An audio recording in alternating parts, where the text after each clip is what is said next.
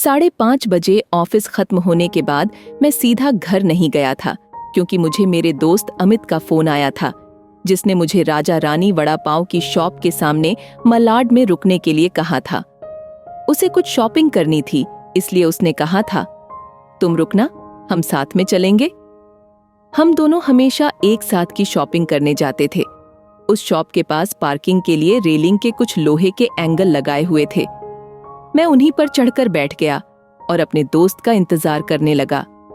एक 70-72 साल का बुजुर्ग आदमी, आंखों पर मोटे कांच वाले चश्मे, मैले धोती और कुर्ता पहने मेरे पास आया, क्योंकि मैं लोहे के एंगल्स पर 3-4 फुट ऊंचाई पर बैठा था। उसने मेरे घुटनों को छुआ और बोला, बेटा, एक वड़ा पाव खरीद कर दे दोगे तो बहुत अच्छा होगा, बहुत ज्यादा भूख लगी है। मैंने जब उस बुजुर्ग की तरफ देखा तो वह मुझे रोजाना दिख रहे भिखारियों में से नहीं लगे। उन्हें देखकर ऐसा भी नहीं लग रहा था कि वह हर दिन भीख मांगते होंगे। ऐसे अचानक किसी बुजुर्ग ने मेरे पैरों को हाथ लगाया तो मुझे बहुत अजीब महसूस हुआ। मैं तुरंत एंगल से कूदकर नीचे खड़ा हो गया।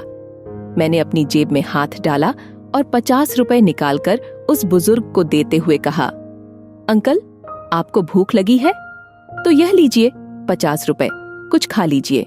बुजुर्ग ने कहा, नहीं बेटा, पैसे मत दो, बस एक वड़ा पाव लाकर दे दो, उतना ही बस है मेरे लिए।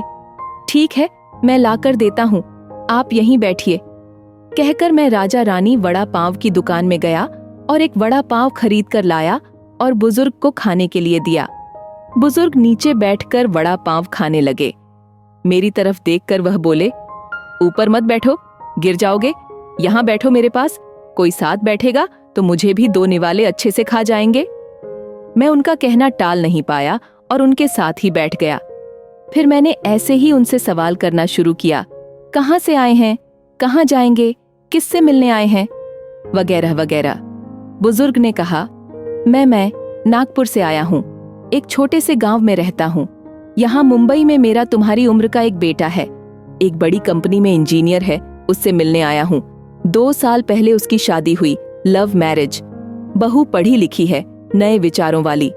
उसे सास ससुर यानी कि हम पति पत्नी गंवार लगते हैं, इसलिए हमारे साथ रहना उसे अच्छा नहीं लगता। इसलिए बेटा अब अलग रहता है, यही मुंबई में 2 सालों से। परसों मेरे इस मोबाइल पर उसका फोन आया था। कह रहा था अमेरिका में नौकरी मिली है उसे, बीवी को लेकर जा रहा है अमेरिका 10 साल के लिए। यहाँ मुंबई में था तो 6 महीने में एक बार आता था, हम बूढ़े बूढ़ी को मिलने के लिए। अब इतने दूर परदेश जा रहा है, एक बार मिलने के लिए आओ, बोला तो अब समय नहीं बचा है, परसों फ्लाइट में बैठकर जाना है, कहता है। अब 10 साल के लिए जा रहा है, पता नहीं तब तक हम जिएंगे या मरेंगे, इसलिए सोचा खुद ही जाकर मिल लेता हूँ। कल शाम से एयरपोर्ट को ढूंढ रहा हूँ, लेकिन यहाँ के लोग कहते हैं कि इस एरिया में एयरपोर्ट है ही नहीं। बुजुर्ग ने एड्रेस वाली चिट्ठी मेरे हाथ में देते हुए कहा। उनकी बात सुनकर मैंने कहा, लोग सच कह रहे हैं, एयरपोर्ट यहाँ नहीं है, सांता क्रूज में है। बुजुर्ग ने मेरी तरफ देखकर कहा, लेकिन परसों जब बेटे का फोन आया था तो उसने यही पता लिखवाया था मुझे। लगता है ये फोन भी खराब हो गया है। फोन ही नहीं आ रहा है बेटे का। मैंने बताया था उसको कि मैं उससे मिलने आ रहा हूँ मुंबई। कहते हुए बुजुर्ग ने मोबाइल मुझे देखने के लिए दिया। अब मेरे एक हाथ में चिट्ठी और एक हाथ में मोबाइल था। मैंने मोबाइल का बटन दबाकर देखा, मोबाइल अच्छे से चल रहा था और मोबाइल में नेटवर्क भी पूरी तरह से आ रहा था। मैंने उनसे पूछा, आपने नहीं लगाया फोन बेटे को? मुझे कहाँ लगाना आता है बेटा फोन, कोई फोन करता है तो उठा लेता हूँ बस, उन्होंने कहा। मैंने रिसीव्ड कॉल में जाकर आखिरी आए नंबर पर कॉल किया। 2 रिंग्स बजने के बाद कॉल कट कर दिया गया।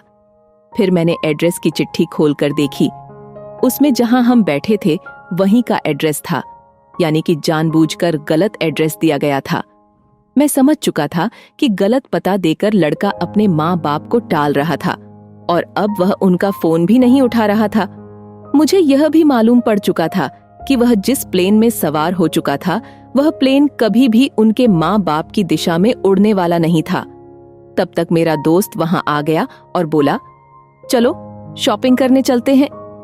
मैंने उसे 2 मिनट रुकने के लिए कहा और बुजुर्ग की तरफ देखकर सोच में पड़ गया। मैं समझ नहीं पा रहा था कि अपने बेटे की तरफ से होने वाली धोखेबाजी को यह बुजुर्ग समझ नहीं पा रहे थे, या फिर खुद का बच्चा उनके साथ ऐसा व्यवहार कर सकता है, यह वो स्वीकार नहीं कर पा रहे थे। मैं बुजुर्ग से बोला, अब तक तो आपका बेटा जिस प्लेन में बैठा है वह उड़ चुका होगा। मुझे नहीं लगता कि अब आपकी उससे मुलाकात हो पाएगी, इसलिए अच्छा यही होगा आप वापस अपने घर लौट जाएं और आंटी भी आपका इंतजार करती होंगी। मेरी बात सुनते ही अगले ही क्षण उनकी आंखें भर आईं।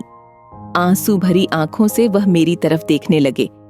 घर जाने के लिए भाड़े के पैसे देते हुए मैंने उनके हाथों पर हाथ रखा और पूछा, अंकल, मैं कब से आपके हाथों में यह डब्बा देख रहा हूं। क्या है इस डब्बे में? मोतीचूर के लड्डू हैं मेरे बेटे के पसंद के, उसकी माँ ने भेजे हैं, उसके लिए खुद बनाकर। बुजुर्ग ने कहा, किसी खंजर से मेरे दिल को चीरकर मेरे अंतःकरण को लहूलुहान कर दिया हो, ऐसी मेरी हालत हो गई।